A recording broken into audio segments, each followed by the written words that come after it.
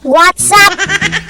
For today's video, we are going to make a fondant cake, and the theme for our fondant cake today is Minecraft. Another long episode for your eyes only. So I want you to watch and learn. At this point, I am going to color the fondant into 3 shades of brown. Kinabahan kayo sa introduction ko ng shades of, diba? Alam ko kung ano yung iniisip nyo. Hindi ito gray, brown ito. And I'm not going to make 50 shades of it, okay? Just 3 shades of brown. Pag may nag-order sa akin ng fondant cake, I usually do the details first. Okay, so unang-una sa lahat, ikinukulayan ko muna. Fino-forecast ko na kung anong mga kulay ang gagamitin ko at imimix ko na yan. I mean, like I'm going to color the fondant. You know, it's so difficult to Tagalog. As you can see, we already have the 3 shades of brown. We have the dark brown, the medium brown, and the light brown. I so like this, you know, the brown shade reminds me of something. The design is very... the design is very skin tone. Alam kong iniisip nyo, it's not that. Ito yung cake na gustong gusto ko gawin kasi pagkatapos nito, latang-lata ako. Yung design ba na parang hinihigop niya ang aking mga enerhiya. At yung mga brain cells ko ay pinapa-workout niya talaga. 'Di ba? Kasi ako lang ang magmumugna sa design na ito. Hindi mo ito makikita sa Google. Sariling sikap ko galing sa aking utak. Lahat. Pag sinabi kasi ni client na ako ang bahala, favorite line ko yan kasi walang tama at mali. Wala akong reference no na sinusuhid. Alam nyo, bobo ako sa mga ganyan. Yung mga pinapakopya ako ng design. Weakness ko yan. Isang doctor pala ang nag-order sa akin ito at kailangang gandahan ko. Kailangan ako magpasikat. Lahat na ng powers ko ay ibubuhos ko na dito. Diba? Kasi tumataginting din ang presyo nito.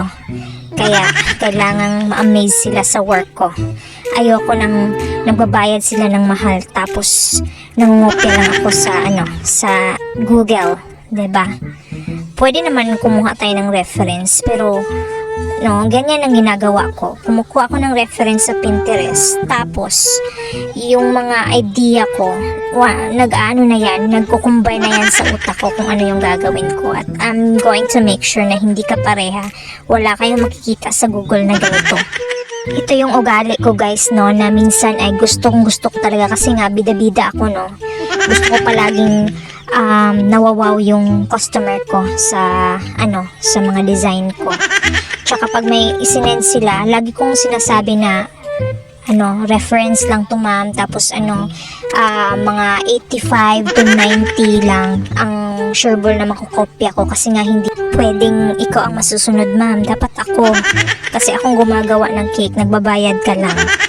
Ganyan ako kabait sa mga customers ko guys, kaya sila nag-order parati. Ganyan yung approach ko sa mga customer ko guys. Pero ewan ko ba, pinagtatawanan lang ako, hindi ko alam kung anong kapalaran ko, kung artist ba ako o komedyante sa tingin nila, Hindi naman nakakatuwa itong pagmumukha ko. Never pa akong naaaway ng customer guys. Bakit kaya, Ako yung nangaaway. Pero yun na nga, pag ako ang nagalit, natatawa sila. Mga abnormal yata tong mga customer ko. Bahala kayo sa buhay nyo Basta, yun na yun. Balik tayo sa cake, As you can see, pag ako ay gumagawa ng fondant, hindi nyo nakikita na nagpa-powder ako. Ang dahilan yan guys is, allergic kasi ako sa dust and ayokong nahirapan kasi ako pag clean, pag brush ng mga powder, pag dumikit siya sa fondant, nahirapan akong tanggalin siya, and I don't want to brush it with water kasi ayoko ng shiny na fondant. Mas bet ko pag matte siya, yung may shiny pero konti lang, may glossy effect pero konti lang. Gumagamit ako ng shortening sa kamay ko, tsaka before ako nagsistart, inaano ko talaga siya, pinapahiran ko talaga tong matte ko ng vegetable shortening. Gamitin nyo yung high quality na shortening kasi walang amoy yon, kahit na malagay sa fondant, wala kayong grease taste na malalasahan sa fondant. Okay, so andito na kami sa name. Nalagyan ko lang siya ng mga crack effect, no? Sa crack effect, ngayon ko lang na-realize, pwede mo lang pala siyang i-brush mo na lang. Pero, kasi, baka mag-mess or tumulo yung iba-brush mo. Kaya hindi na lang, nag-decide na lang ako na ng maliliit na fondant, kahit na mahirap, go lang para at least hindi siya messy tingnan, no? So, ayan. Tapos, ikakat natin siya. Ayan. No, importante din yung molds, no?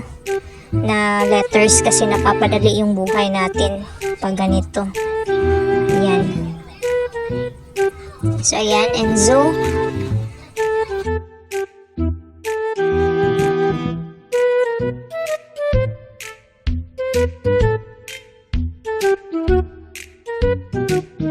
Isi-set aside na muna natin si Enzo at gagawa na tayo ng dummy styro structure, no?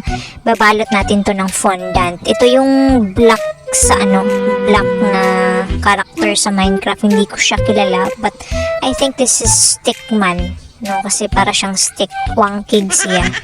So, ayan. By the way, i-glue mo siya. Little bit of Tylose and then water lang. Edible glue na yan. Ayan. So, ganyan lang yung pag-cover ng styrofoam. Yan. Diba? Hindi kasi pwedeng lahat fondant to kasi mabigat to, and pa natin siya, attach pa natin siya sa cake. Diba? So, ganito mag-styro carving tsaka i-coat ng fondant, no? Mukha siyang edible pero hindi siya edible, no? Yung skin or cover lang niya yung fondant. Diba? I-repeat nyo lang to na process. At saka kailangan nyo dito is scissor and cutter. And by the way, yung fondant nyo, dapat lagyan nyo siya ng konting Tylose para mag-firm. Depende sa consistency ng fondant nyo.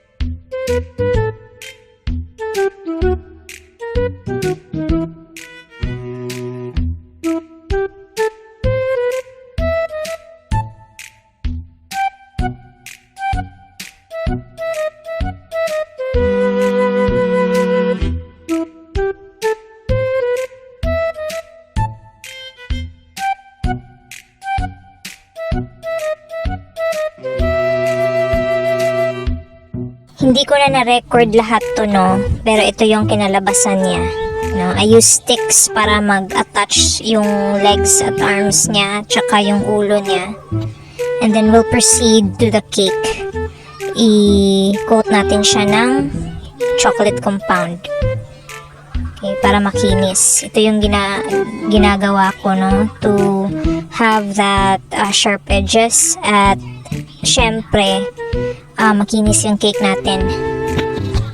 Ito talaga yung pinaka-importante na ginagawa ko before I coat it with fondant.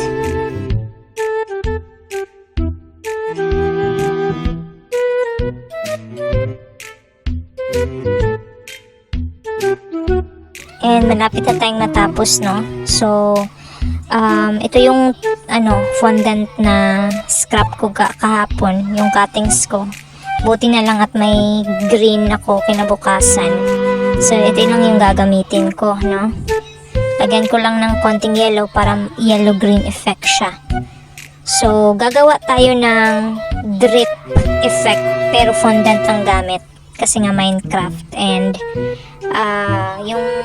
yung texture, I mean yung itsura kasi ng Minecraft parang pixelated siya. So, gagawa tayo ng animated drip.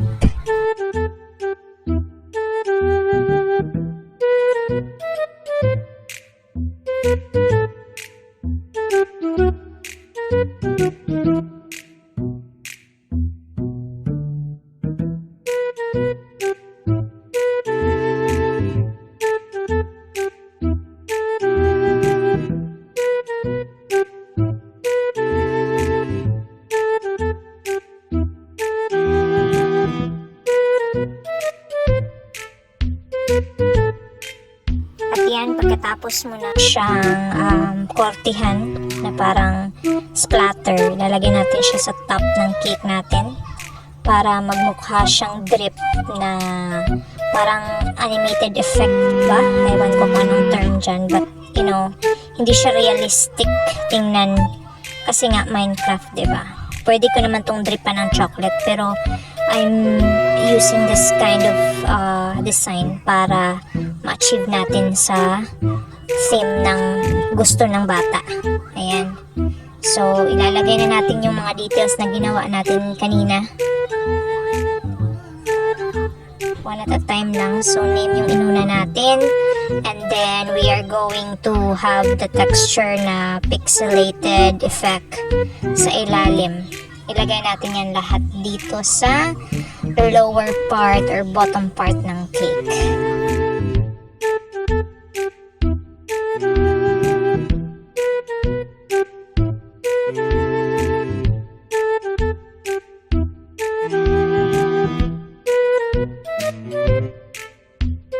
At ayan na nga ang pagmumukha ko, oh. Lumabas na ang pagka-glass skin. Serious na serious si auntie nyo pag nag-work ng fondant cake. Dapat walang disturbo kasi nga it takes a lot of energies and effort to build this kind of cake. So ayan na nga, tapos na tayo na maglagay, pati si stickman andyan na rin. So we are going to add the other Minecraft characters sa cake. Malapit na tayong matapos sa wakas.